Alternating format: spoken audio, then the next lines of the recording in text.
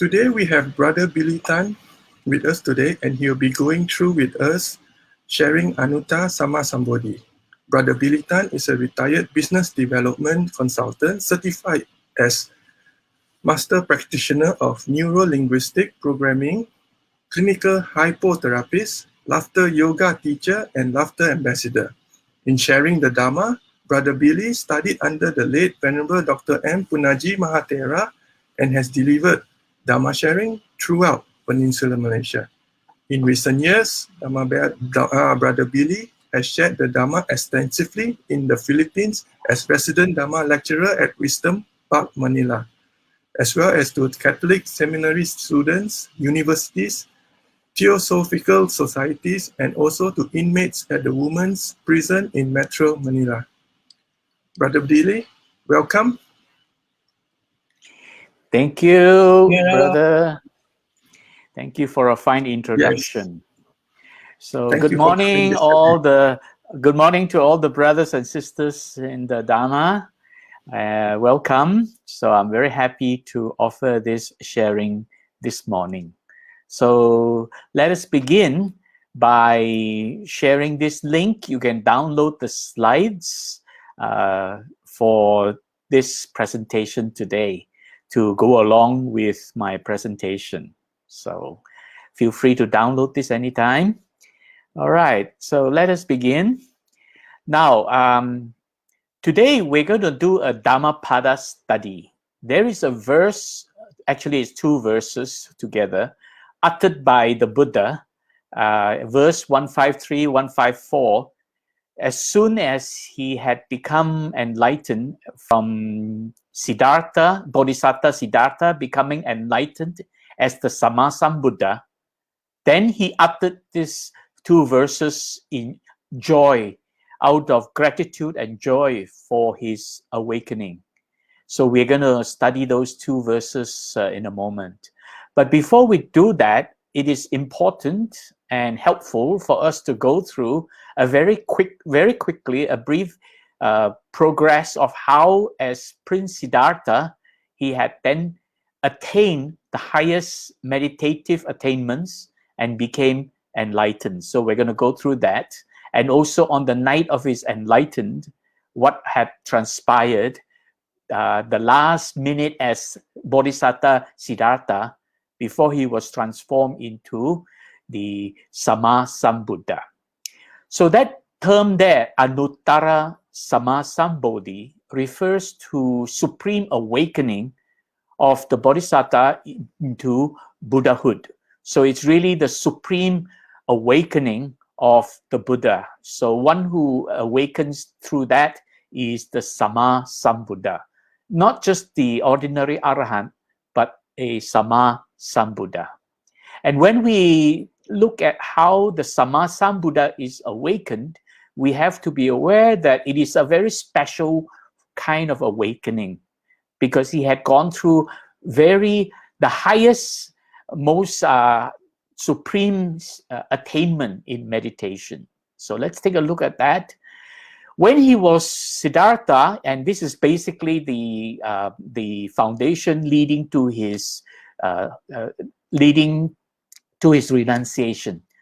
When he was Siddhartha, he was highly protected, but he managed to go out from time to time to the village, and he saw these four great signs: an old man, and he realized that he would get old because in the palace there were very few old people around him. And then he saw a sick man, and he knew that he could get sick, and he saw a dead corpse, and he realized that he could die. Finally, when he met up with a monk, an ascetic, he asked the monk what he was doing, and he realized that one could meditate and attain the highest state of meditative attainment and then become enlightened. That was what the monk was trying to seek, and he realized he had to do that, right? So I will share with you an important verse he uttered before he left home. And this is his own words in the sutra, where he went forth into homelessness. And in that sutra, he mentioned, before my awakening, when I was just an unawakened bodhisatta, the thought occurred to me: household life is confining. a dusty path. Life gone forth is the open air. It isn't easy living at home, in home, to practice the holy life totally perfect, totally pure, a polished shell. What if I, having shaved off my hair and beard and putting on the ochre robe, were to go forth from the household life into homelessness? So he went on to explain a few more things in this sutra, Majjhima Nikaya, number 36, the Mahasacaka Sutra. So if you're interested, you could seek out this sutra and read about, in the Buddha's own words, his final thought as a bodhisattva before he left home and went into homelessness. So he realized that he had to leave because at that time his son was just born. Rahula was just born. And he called, in fact, the name Rahula meant obstruction or fetter, right? Something that prevents him from enlightenment. So he knew he had to detach himself from all that. So having a last look at his wife and child while they were sleeping, he decided that it's time to leave home. So he realized that if he stayed on, spending time with his son as a father and son, that would be an obstruction. That's why he named the child Rahula, which basically means obstruction or fetter. That's what the name Rahula really meant. So he left home and he started seeking the development of samadhis. He realized that he had to meditate and develop samadhis. So there is a progressive development of samadhis. Now there are three layers, three worlds we live in, or rather we live in this kama bhava, the sensual world. There are three worlds altogether. In the sensual world, that is the world we're living in. Sensual world, kama bhava. The word kama here is sensual, sensuality, meaning that we are physically able to sense the environment. That's what this word karma here means. It's not the action of karma, but this word with a single M. This really means sensuality, ability to sense the environment. So in this world, we are sensing physically things around us through the body that we have. So this is really the world we are all living in right now, the sensual world, kama bhava. And in the kama bhava, you can learn to abandon the five hindrances. Now, if you're able to learn to abandon or eliminate the five hindrances, even momentarily, which is actually what all of us can do, because only an arahant has fully eliminated and removed all hindrances. Otherwise, even as an anagami, there are still traces of some form of hindrances remaining. So all of us cannot fully remove our hindrances. We can only learn to abandon them, let go, and eliminate the effects of the hindrances. Right? So if we're able to do that in this current world, in this karma bhava, then we're able to start cultivating these five constituents of jhanas. We call them the janangas, five constituents, which are vitaka, vichara, piti, sukha, ekagata. Once we are able to cultivate these five constituents of jhanas, the five janangas, we will begin to enter into jhana, and then we move into a higher world, a higher realm called the imagery realm, the rupa bhava.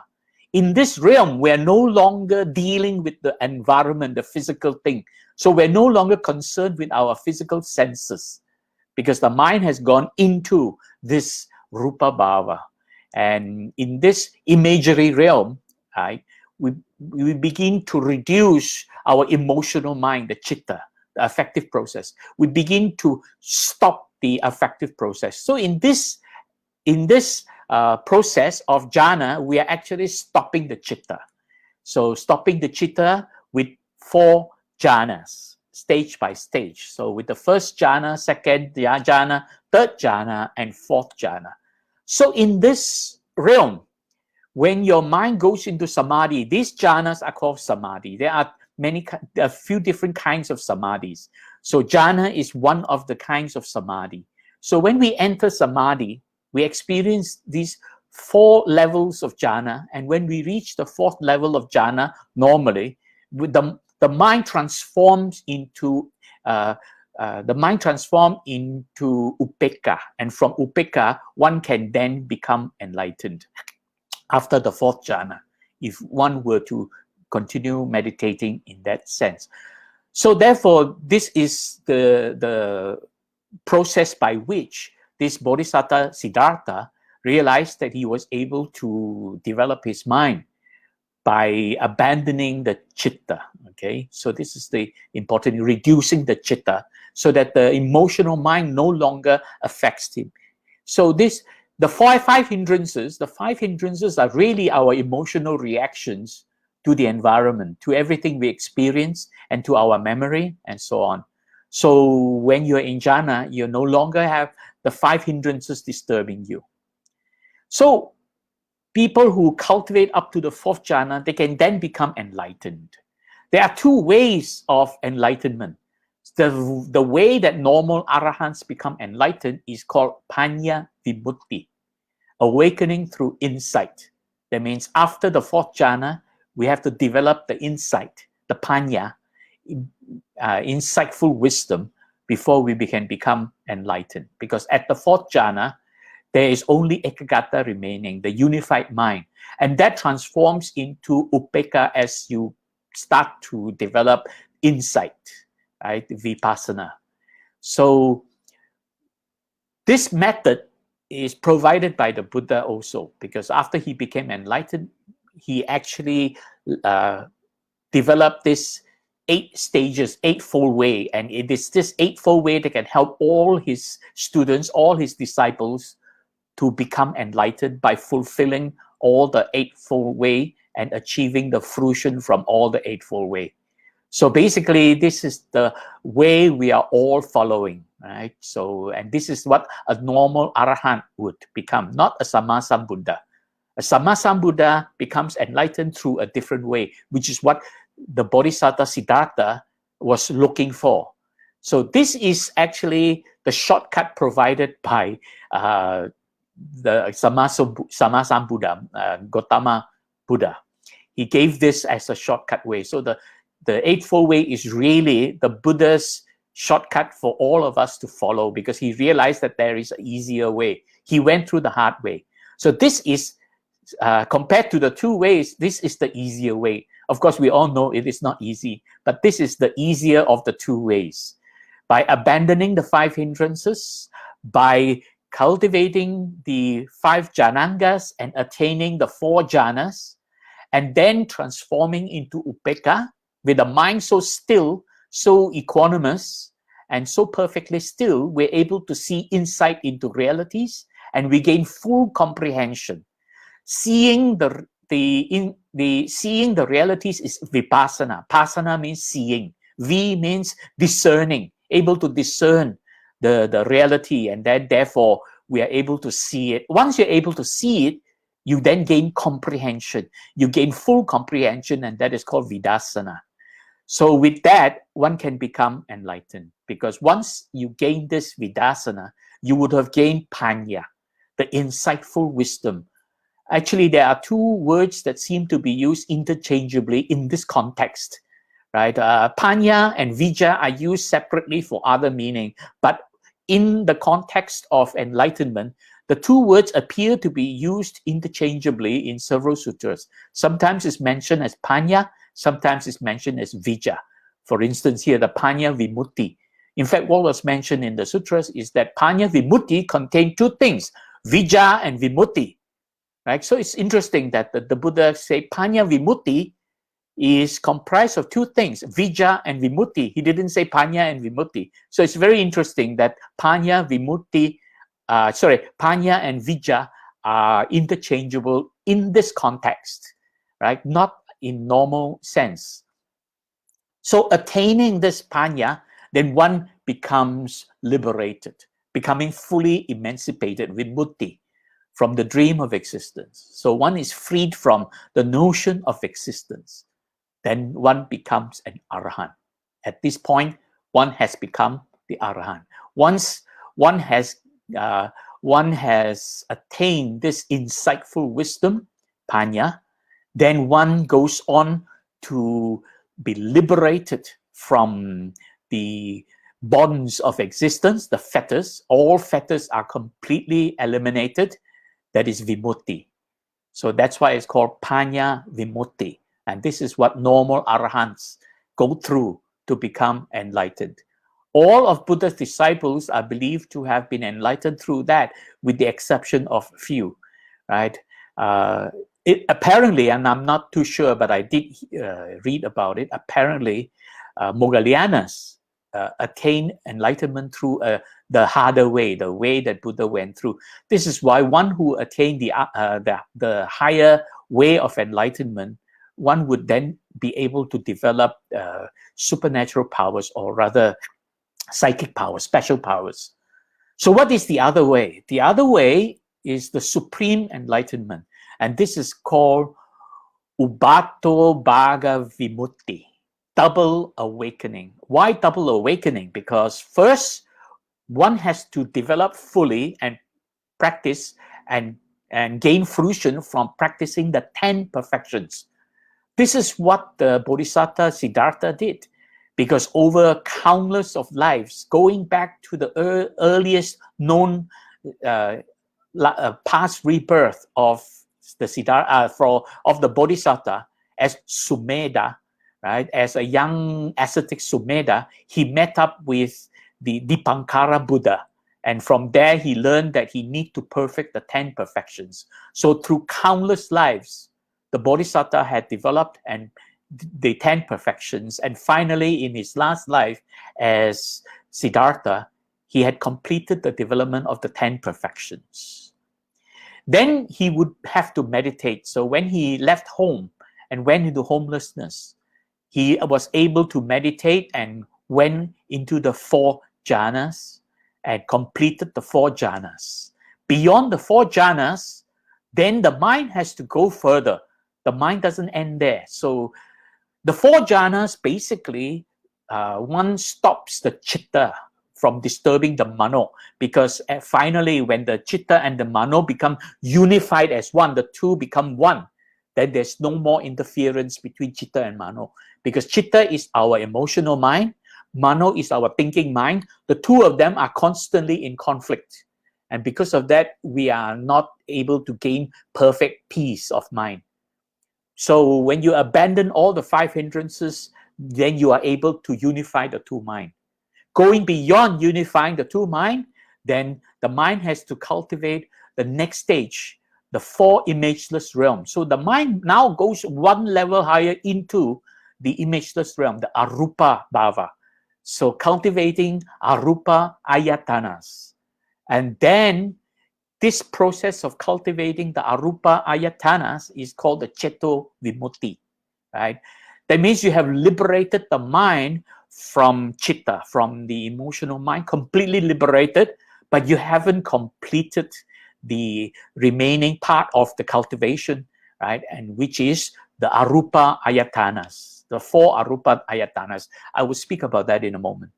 Finally, completing the 4 Arupa Ayatanas, then one learns to stop the mind. This is the ultimate. You can't go any further than that. This is the ultimate state of meditative attainment, stopping the mind. And this process is called Sanya Vedayita Niroda, right? Sanya Vedayita refers to sensing, the mind being active. The mind is able to operate. Niroda means cessation. So the mind has completely stopped. It's hard to understand this, but basically this is really what happens. And Sanya Vedayita Niroda means the mind had completely stopped, right? And the body is still alive, but the mind had stopped, because the body needs to be alive. Because if the body is not alive, then that person is dead, right? So the only difference between a dead body and a person who has attained Sanya Vedayita Niroda is that there is still some metabolism going on in the body to keep the body alive, and there is still body temperature, because without that body temperature, then it's a dead body. The cold body is a dead body. So basically, the body is still alive, but the mind had completely stopped. And that's what Siddhartha, Bodhisatta Siddhartha was seeking.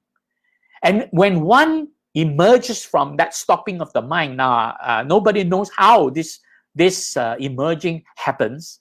But when the mind had stopped and then the mind awakens, then the person has become the Buddha. So emerging, one is able to witness very clearly how Paticca Samuppada arises to create the world around us, because Paticca Samuppada is really about the mind creating everything around us. We will come to that as the conclusion, because that is the conclusion of today's sharing, that the mind creates everything around us. And the Buddha saw it in Paticca Samuppada, in the third wake of the night. Okay, so this is really the process by which Bodhisatta Siddhartha was seeking to become enlightened. Anuttarā Sammāsaṃbodhi. And we're going to take a quick look at these stages of the Arupa Ayatanas, Citta Vimutti, and finally stopping the mind. Right. So beyond the four jhanas, the mind now enters into the rupa. Sorry, the jhana is the rupa bhava. Now beyond the four jhana, the mind goes into the imageless realm, the arupa bhava, and there the mano is stopped. That's why it's stopping the mind, because what remains is citta and mano have become unified. So whether you call it mano or you call it citta, it doesn't matter. There's only one mind. They don't disturb each other anymore. It's only one mind. So in some texts, it is called the citta. In some texts, it is called the mano. But basically, this is the gradual reduction of the mind itself, ultimately. So therefore, there are four fruition of development here, starting with infinite space, infinite perception, and then nothingness, and finally neither sensation nor no sensation. But the mind hasn't stopped yet. At that last stage, neither sensation nor no sensation, it is at the border of the mind stopping. It's very, very fine, ultra fine, that the mind is near stopping. And finally, when the mind stops, it is Sanya Vedayita Niroda. Okay? And this is what the Bodhisatta Siddhartha was looking for, was seeking. Because he, of course, during those days, they were all aware of this. Right? So what had happened is he went to look for teachers who could teach him all this. And he found two teachers. Unfortunately, those two teachers had not gone all the way. They had only reached that third stage called the realm of nothingness. Akinchana Yatana. Okay. Now, I want to point out very importantly, these are called the Arupa Ayatanas. It is in the Arupa realm, and these are Ayatanas. These are not jhanas. There is a difference between jhana. Jhana is the stilling of the emotional mind, stilling of the citta. At this stage, there is no more citta. The citta has stopped. That's why it's called Citta Vimutti. You have liberated from the citta. Citta Vimutti means liberation from citta. In this case, in this context, the word citta meant the emotional world or the emotional mind. So these are ayatanas. But some people, for some reason, due to maybe misrepresentation or mistranslation, it is often called the fifth jhana, the sixth jhana, the seventh jhana, the eighth jhana. These are not jhanas, these are ayatanas. And some people even call this Sanya Vedayita Niroda the ninth jhana. It is not jhana. The mind had stopped. There's nothing more. There is nothing going on. So be aware. So when you download these slides, you can see these are ayatanas. They are not jhanas. So when the Bodhisatta left the home and went into homelessness, he started to seek teachers, and he found this very famous teacher, Alara Kalama, who had attained the realm of nothingness. So he went to study under him, and finally, Bodhisatta Siddhartha, he himself also attained the realm of nothingness, learning from Alara Kalama. So Alara Kalama then congratulated the Bodhisatta and said, "You are now my equal. Let us together teach other people." But then Bodhisatta Siddhartha had something else on his mind. He was not satisfied with that attainment. He wanted to go all the way to stopping the mind. So he looked around and found another teacher he heard who knew how to stop the mind. So the next teacher he found was Uddaka Ramaputta. Right? Uddaka is the name. Ramaputta means the son of Rama or the student of Rama. Some commentary call him the student of Rama because Putta means prince or son. It's similar to the Malay word putra. Right? So here it means the son of Rama, or the prince of Rama could mean the son of Rama, basically. Now, Uddaka Ramaputra himself has also attained only the realm of nothingness, the same as Alara Kalama, but his father, who had passed away by that time because there was no mention that the father was still alive, the teacher Rama had left behind instructions how to attain the next stage, because what is understood as is this Rama himself had already attained the next stage. So the realm of neither sensation nor no sensation. So leaving behind the instructions, so Uddaka Ramaputta then explained the instructions to Siddhartha. Now, Uddaka Ramaputta himself was not able to attain it. Maybe for whatever reason, he had maybe not perfected his 10 perfections. But Bodhisatta Siddhartha, having perfected the 10 perfections, was able to then attain this realm of neither sensation nor no sensation. Nivasanya Nasanya. In fact, when he attained that, and Uddaka Ramaputta realized that, Uddaka Ramaputta actually paid respect to him and called him teacher, because now the student had become the teacher. But Bodhisatta Siddhartha was not satisfied with attaining that. He wanted to go even further to stopping the mind, and that would be Sanya Vedayita Niroda. So he again left the second teacher, went and practiced asceticism, thinking that this is the only way, you can attain that ultimate. So this is based on self-mortification. And together he found 5 other friends who followed him together, and all of them started practicing extreme asceticism. This is not just normal asceticism. This is very extreme state where they actually try to stop eating and stop drinking, and even from time to time stop breathing. That's what they were trying to do. So this is actually mentioned in the sutra, that what the experience he had gone through, how Bodhisatta Siddhartha had gone through even stopping breathing, right? Siddhartha travelled further on his search into northern India. He was looking for an alternative way of life that attempted to overcome the suffering he'd seen around him. He was interested in all the new philosophies, but he wanted to go further, to reach deeper into his mind. He now decided to focus on the technique of meditation and sought out the leading gurus of the day.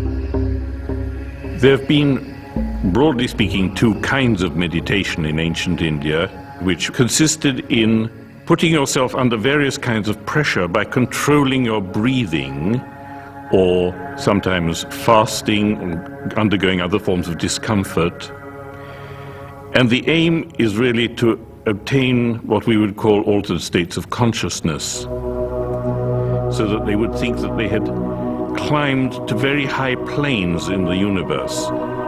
They're not taking this quite literally. It's not that they think that they go 5,000 feet up in the air, so to speak, but they think that there are certain planes which become more and more abstract, such things as the plane of the infinity of space, and that's followed by the plane of the infinity of consciousness as you go up, then the plane of the infinity of nothingness.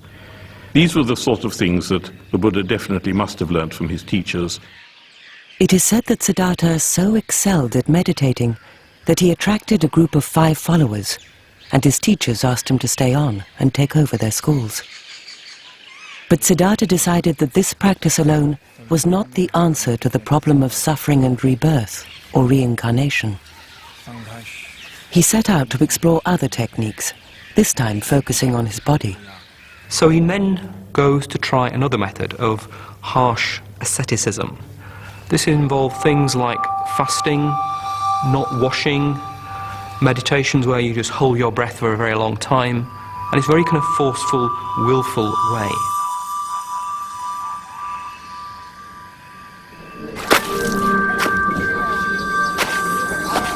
Ascetics may starve and even mutilate themselves. For them, the physical body is a barrier to spiritual liberation.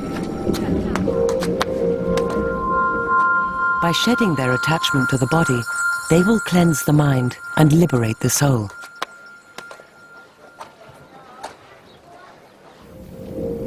Siddhartha tried to achieve this state of liberation. He fasted for so long, his life hung by a thread. All my limbs became like the knotted joints of withered creepers, my buttocks like a bullock's hoof, my protruding backbone like a string of balls, my gaunt ribs like the crazy rafters of a tumble-down shed.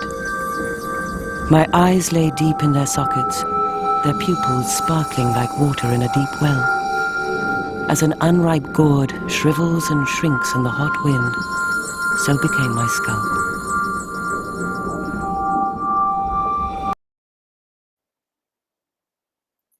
And he realized that it didn't work, because what had happened is that he even went all the way to stopping breathing. And you know what happens? We can't stop breathing for very long. So when he tried to stop breathing, he actually fainted. And when he had fainted and woke up from his fainting, he didn't quite die, but he nearly died. He was on the verge of death because he had tried to stop breathing, because his body had already become so thin that it was just like thin skin wrapping around bones. Right? So some of you who have gone on this pilgrimage, we would have seen the image in the cave, right? Okay, so now let's listen to Bhante Punnaji explain this time when the Bodhisatta had given up the asceticism, realizing that it didn't quite work. So he thought, now there is only one more thing to do. I will stop breathing. So he stopped breathing. And when he stopped breathing, ultimately he fainted, and everyone thought he was dead.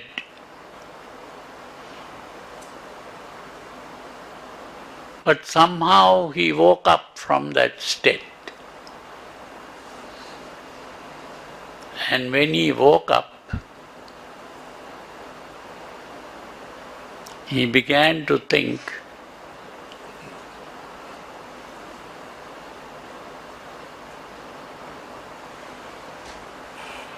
all these days I have been trying to learn from other people. I have been trying to do what other people do,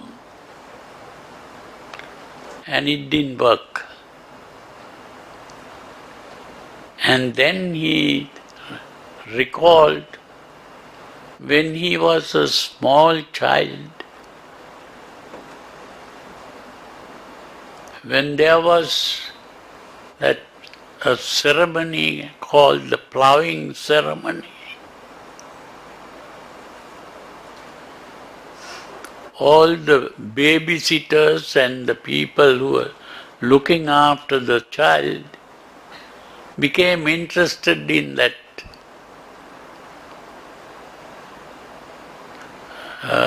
ceremony, and he was left alone. At that moment, he entered the first jhana. Why did he enter the first jhana? It was not something that he did. He had been practicing what are called the paramitas for many lives, innumerable lives. So he had already purified his mind. His mind was free of all the hindrances, the 5 hindrances. And as a result, he automatically entered the first jhana. When he remembered this, he thought, this is the right way. I will follow this method, and that was to give up, let go of everything. So the Bodhisatta realized that extreme asceticism, self-mortification, is not the way. So he abandoned it because he had fainted, and fortunately he did not die, and he managed to somehow wake up from it. And at the same time, he was very fortunate. There was this young maiden by the name of Sujata, who happened to be passing by carrying some food to be offered as dana to ascetics in another place. So she was actually on her way with food to offer as dana to some ascetics or monks in another temple nearby. On her way, she passed by and saw this Bodhisatta Siddhartha waking up from extreme self-mortification and offered the food to the Bodhisatta.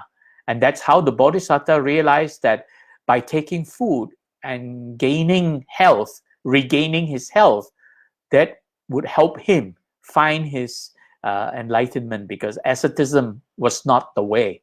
In fact, this is why he discovered this medial way, because there were 2 extremes that are not the solution. One extreme is indulging in sensual pleasure, which is what he had been doing as Prince Siddhartha, living in the palace, enjoying all the sensual pleasures. And the other way that didn't work was self-mortification, the asceticism that he had just gone through. This is why when the Buddha talked about the medial way, he said those 2 extremes to be avoided: indulging in sensual pleasures and extreme asceticism, self-mortifications. That's why it's the medial way. So he had discovered the medial way. So just as Siddhartha was about to die of starvation, a young girl saved his life by giving him a bowl of rice and milk. He now realized that if he starved himself again, he would simply die, having achieved nothing. The story says that he's living on 1 grain of rice a day. I mean, he's practically starved himself to death, and realizes that disciplining the body through extreme self-renunciation, asceticism, of inflicting pain upon the body, that doesn't solve the problem. When his 5 followers saw Siddhartha had given up his fast, they lost faith in him. They no longer believed he had the strength to live up to his spiritual convictions, and abandoned him. Feels he's tried what's on offer. They haven't worked. And it's at this stage he remembers meditation that he went into spontaneously in his teens, and he thinks, maybe that is a way through to awakening, because it's not taken up the desires of the body, but it is very joyful and happy. By chance, Siddhartha came across a musician tuning his sitar. When the string was too slack, it would not play. When it was too tight, it snapped. Somewhere in the middle lay tuneful harmony. Siddhartha realized that this simple observation signified something of great importance. It was the middle way that would lead him to the state of mind he was looking for, to a state of tuneful harmony, enlightenment. but how could he achieve it? And the way that the Buddha eventually uses is what one could call mindfulness or awareness of the body, which neither ignores it nor tries to forcefully master it. It's a kind of middle way. The middle way led Siddhartha through the countryside. He had been traveling for 6 years. He had experienced pain and suffering and had stretched the boundaries of his mind. But he'd still not found the inner peace and harmony he was searching for. The state of absolute wisdom and everlasting bliss, known as enlightenment. Siddhartha arrived at Bodh Gaya. Here his torment would end. He sat down beneath a tree and vowed not to leave until he had reached enlightenment.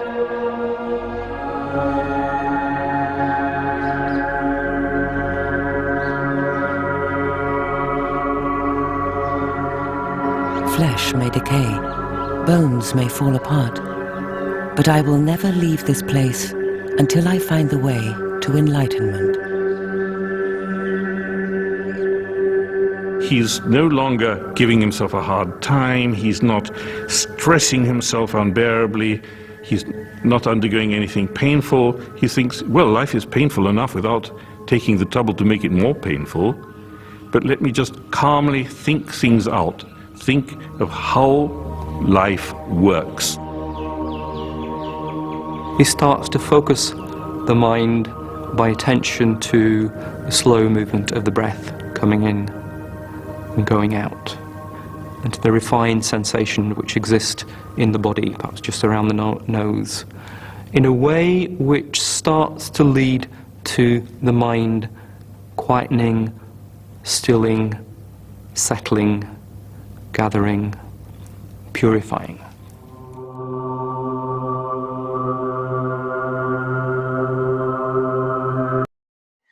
Okay, now basically he sat under the Bodhi tree and realized that deep meditation is the only way, because he recalled from his childhood when he was a child, just a few years old, and the mates who were attending to him took him to the Plowing Festival, and they were all busy, so left him alone, and he sat there in silence and brought his mind inwards through a very deep state of mindfulness. He had gone into jhana even as a child, and he recalled that that is the way how you can accomplish this ultimate attainment. So he decided to sit under the Bodhi tree, but as he finally meditated on the final night of his meditation as Bodhisatta, he had gone through 3 stages. Some people describe it as 3 wakes of the night, right? The first wake, the second wake, and the third wake. But actually, it may or may not have happened in one single night. He might have been there in deep meditation for more than just one night, experiencing these 3 stages. The first stage he experienced was the disturbances of Mara, right? He was experiencing disturbance from Mara, so disturbing his mind while he tried to stop the mind under the Bodhi tree.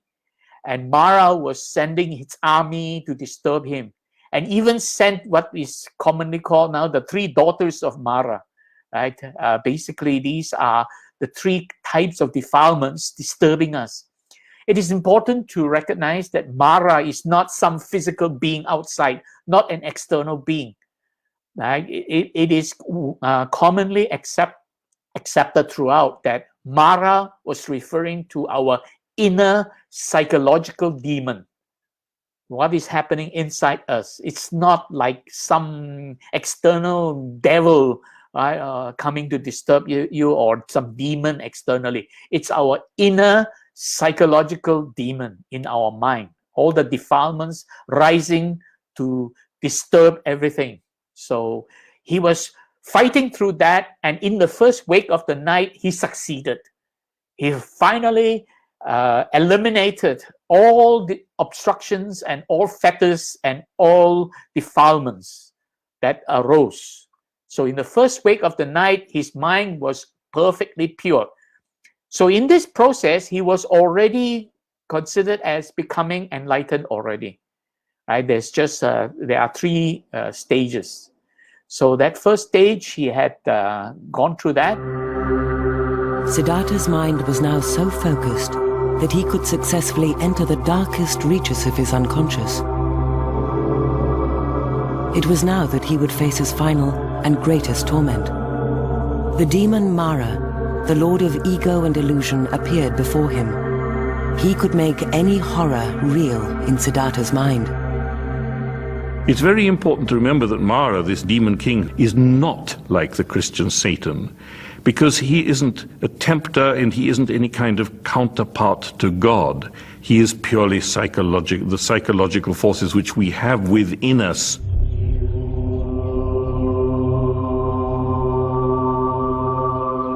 Mara unleashed an army of demons to attack Siddhartha. They fired flaming arrows at him.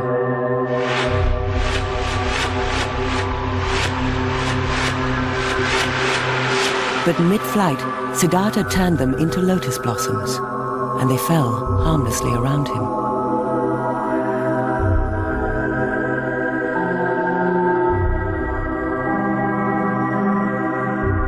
Having failed, Mara then tried to seduce Siddhartha with his tempting daughters.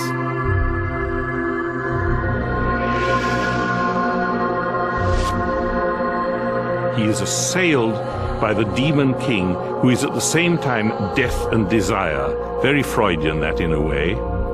Desire is death, death is desire. And in fact, the demon king offers him his three daughters, who are both passion or lust and aversion, which is equally bad. If you shy away from it and say, no, that's absolutely disgusting, you're also a slave to passion. And he can be completely calm and indifferent and just gaze at them without any feelings of attraction or repulsion. The faces of Mara's daughters began to rot before Siddhartha's eyes.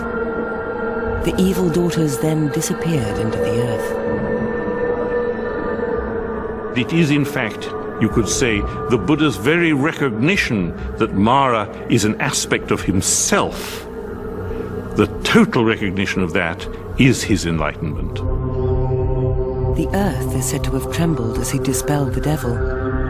Siddhartha, now aged 35, passed through 4 jhanas to reach enlightenment and become the Buddha, or awakened one.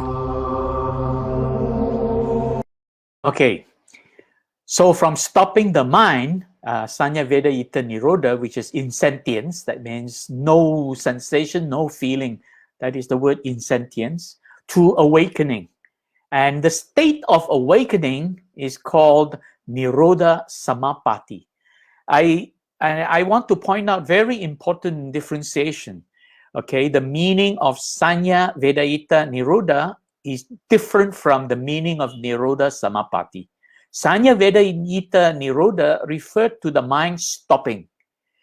Niroda Samapati refers to the mind freed from existence, right? And somehow many scholars, they call these two terms to mean exactly the same thing, but they don't. Samapati is actually talking about the clinging on to existence, attachment to existence. Niroda Samapati means one who has practiced to the point that one no longer clings to existence. So somehow they misunderstood that because this Samapati had to do with existence and Niroda means the cessation of that. Somehow people have misunderstood it to mean stopping of the mind, but actually these two terms are different. Sanya Vedayita Niroda is not the same as Niroda Samapati. I just want to clarify that. Bhante Punnaji will explain that. I hope the video will not lag when we come to that.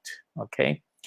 So this is really what happened. The mind had now awakened. So in the second wake of the night, so when the Siddhartha had awakened from stopping the mind, that first thing he had encountered was the disturbance of Mara and the 3 daughters of Mara. Now the second thing he encountered was he gained 3 psychic powers, Tevija, the 3 ultimate knowledges. He was able to see his own past life. That's the first one. He was able to see the karma and rebirth of other beings, so other people. So he was able to see the past lives of other beings. And the third one was he had fully comprehended all the realities and had gained full enlightenment. So in this second wake of the night, he had gained these 3 knowledges, Tevija. You can actually look up this in the Tevija Sutra, Majjhima Nikaya, if I'm not mistaken, number 72. Okay, so this is the awakening already. Now, that's why it's Anuttarā Sammāsaṃbodhi. I just have a question regarding these 2 terms, Sanya Vedayita Niroda and Niroda Samapati. These are 2 terms. Are they both describing exactly the same thing, or is there any difference between these 2 conditions? Well,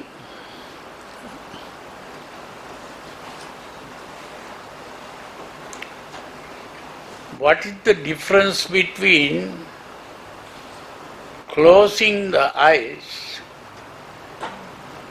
and not seeing?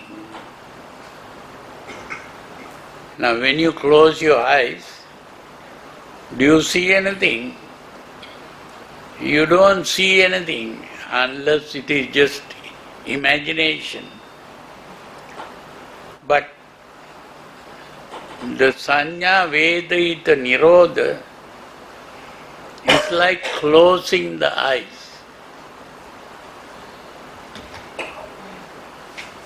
And what is that other word?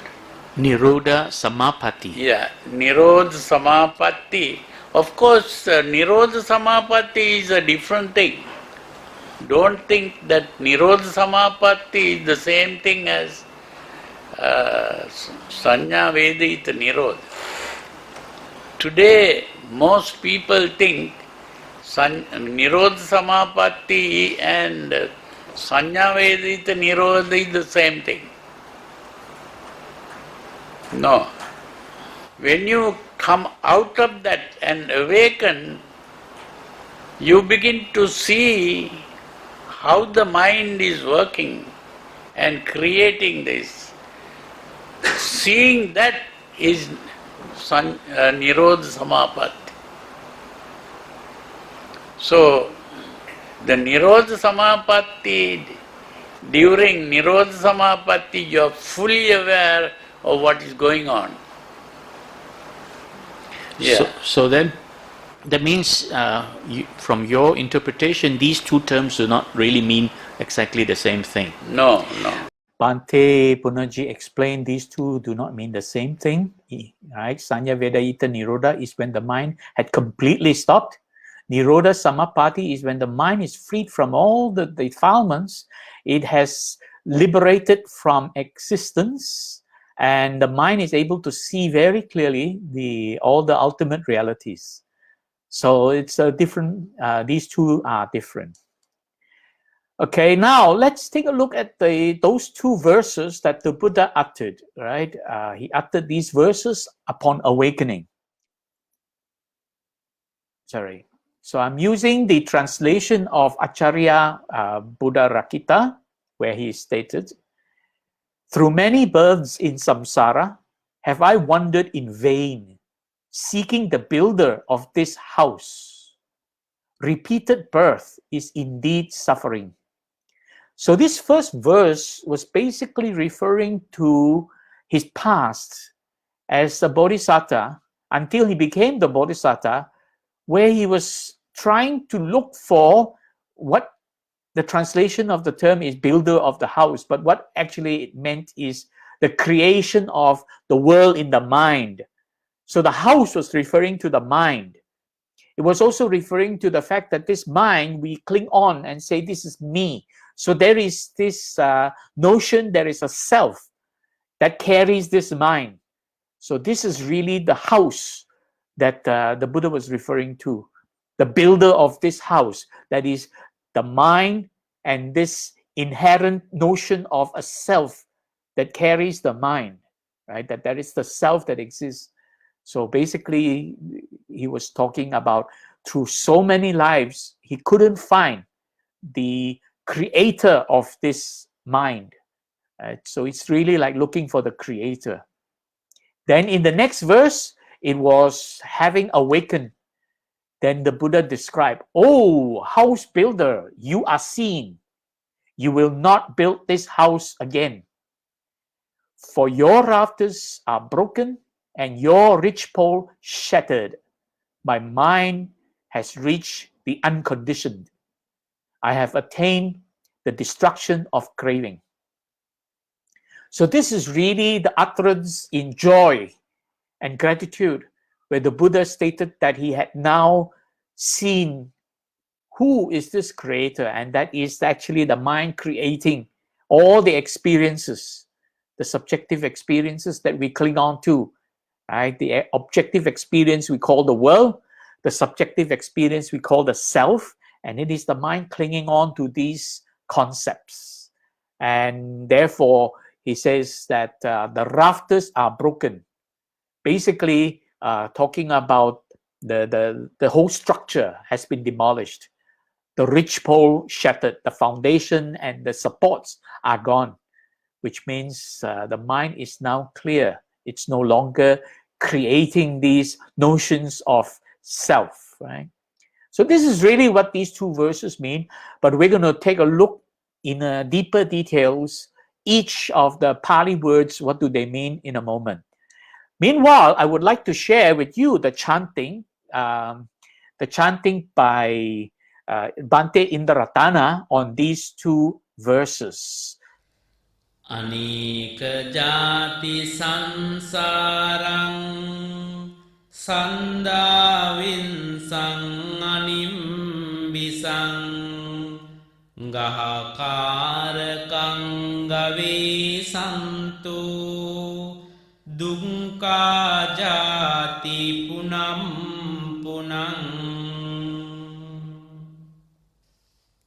gahakaraka dintosi punage hang nakahasi sambati phasuka bhanga gahakutang visangkitang visangkharagatang cintang tanhanang khaya manjagati.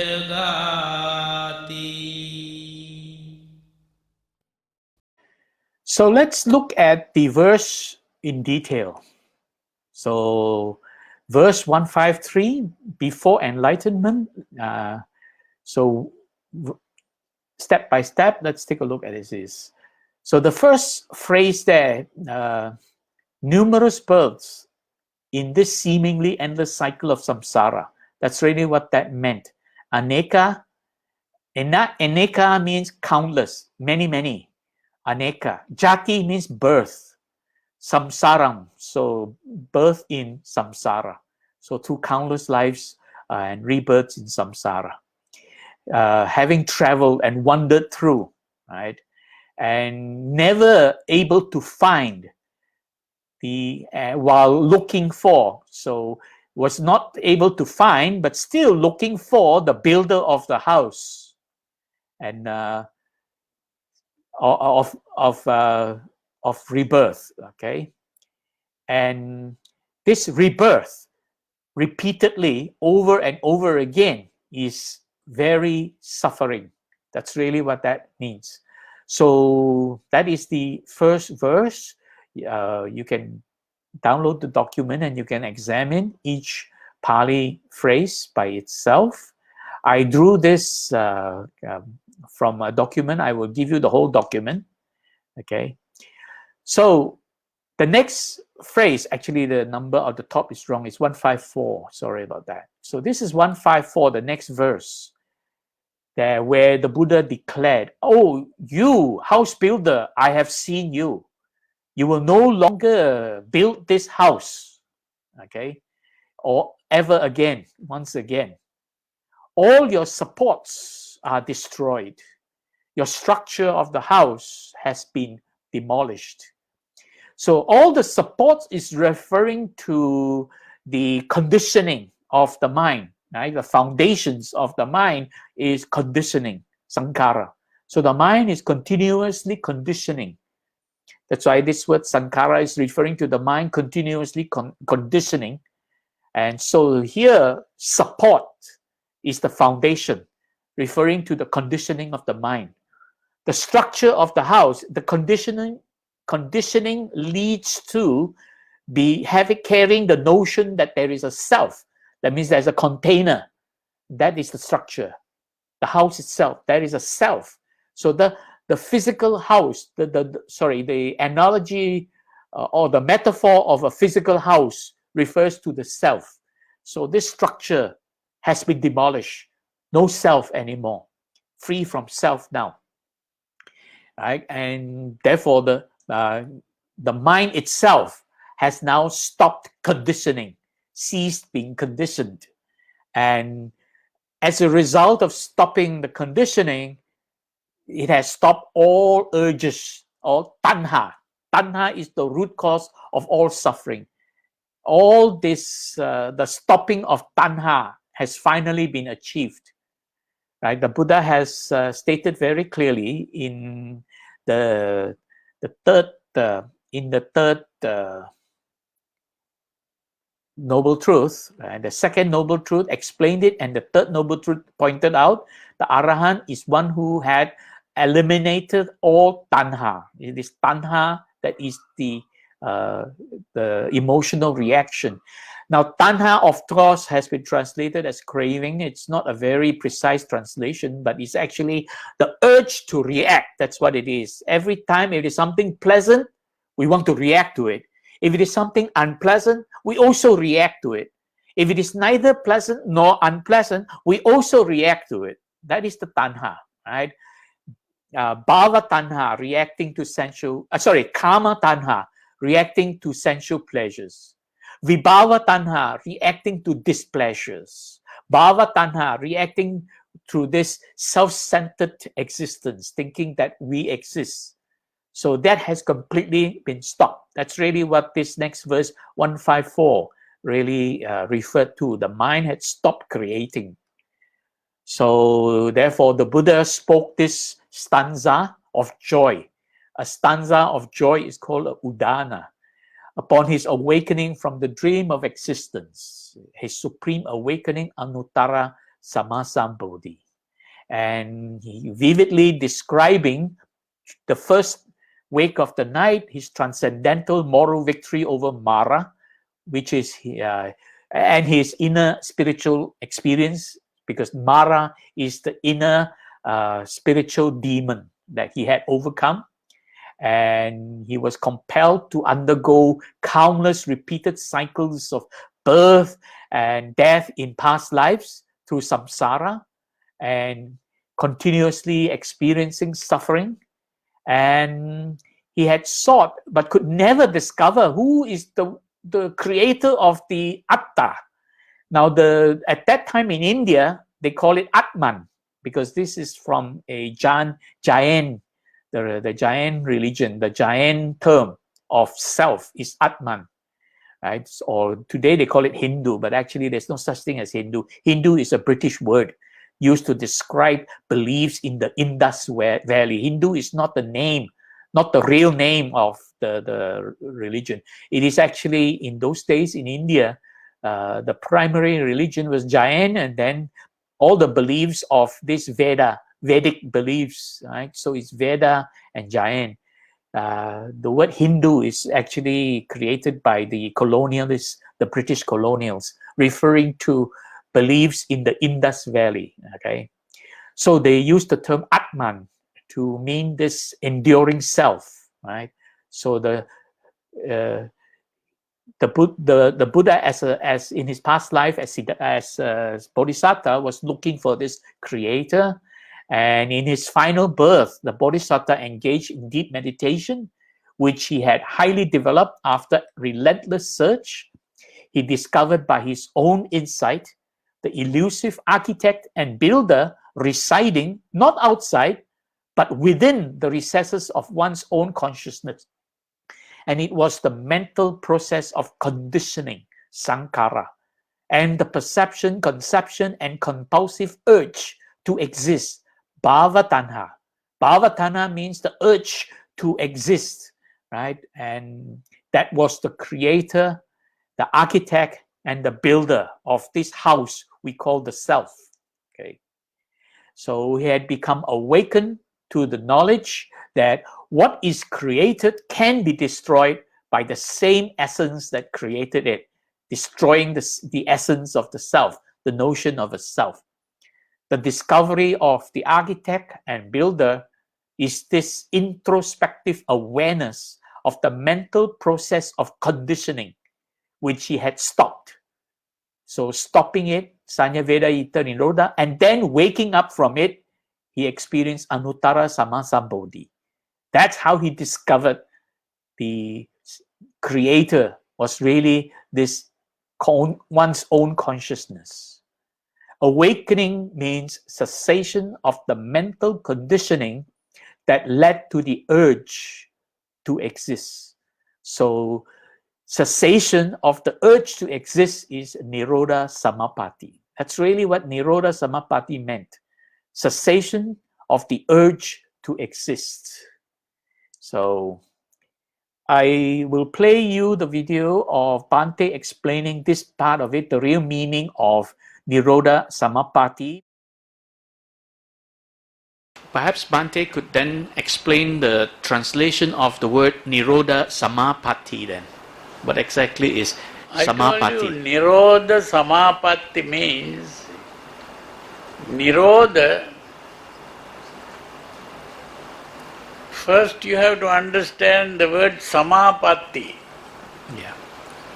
The Samapati means attainment.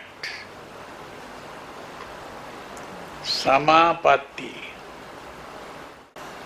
Anatipata Veramani Sikkhapadam Samadhiyami. What is Samadhiyami? That means you have entered that state of avoiding harming living beings. So that samadhiyami is a action, a verb, and samadhiyami means something has been done. So Niroda Samapatti means you have attained that state. So Niroda means the stopping. It is really what we call awakening from the dream of existence. Niroda means the stopping. What is stopped is bhava. Bhava nirodo nibbana.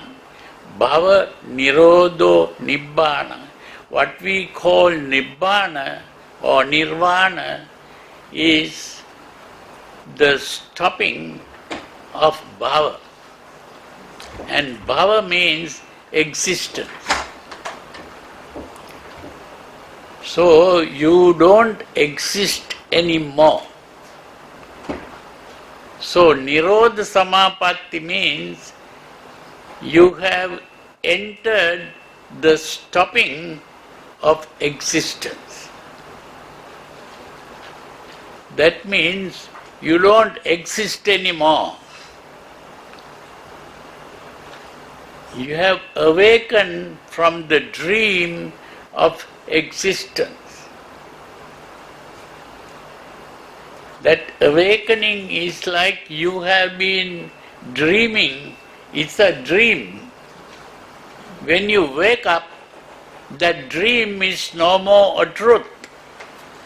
But while you are dreaming, it is real for you. But when you wake up, the dream is not real anymore. So in the same way, normally people think, I am existing.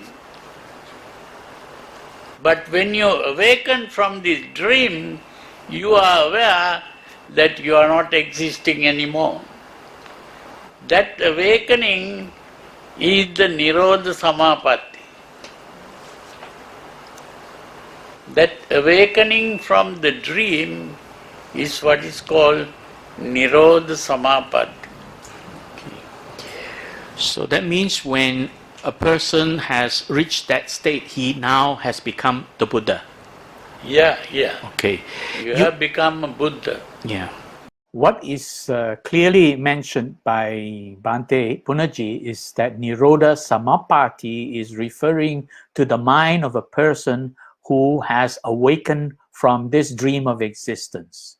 So it is really the mental experience of an arahant, so to speak, to keep it consistent in context. So it's really the mind of an arahant, that the mind has stopped the urge to exist. Right? That's why when an arahant passes away, when the body has stopped, then the arahant is no more. He will not be reborn anymore. Okay, so this is really what this means. I hope that is clear now. So I will now offer to you here translation by Bhante Punnaji on exactly those two verses. The Dhammapada verse 153, through innumerable lives in this vortex of rebirth, did I seek the creator of this grief-ridden world. Never did I find this creator unknown. It is painful to be born again and again. Then the next verse, O creator, I have seen you. You will never create again. Your structure is dismantled, the foundation destroyed. The mind has stopped creating. The emotional urge has ceased. So this is the translation by Bhante Punnaji. It is a lot more meaningful and a lot more precise and understandable than talking about the house. Because otherwise, if you're thinking about the house, what is the house? It doesn't make sense. The builder of the house, right? So here it is really the creator of all the conditioning in the mind that has stopped. So I thank you very much. My sharing has now come to an end. I hope you will now download you can download this. This is the link to the presentation slides you can download.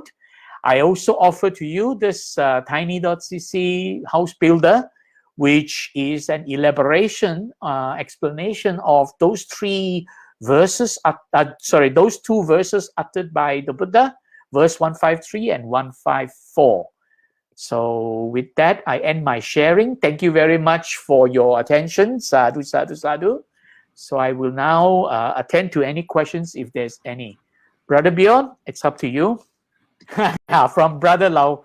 Okay. Lo Jiahin, Brother Lo. Yeah. Okay. Right. He says, in meditation, can we see anatta? Now, anatta is referring to the notion, the understanding that a self doesn't exist. We are only experiencing the panchakanda in our for a normal human being like you and I, in this sensual realm. That's why it's called sensual realm.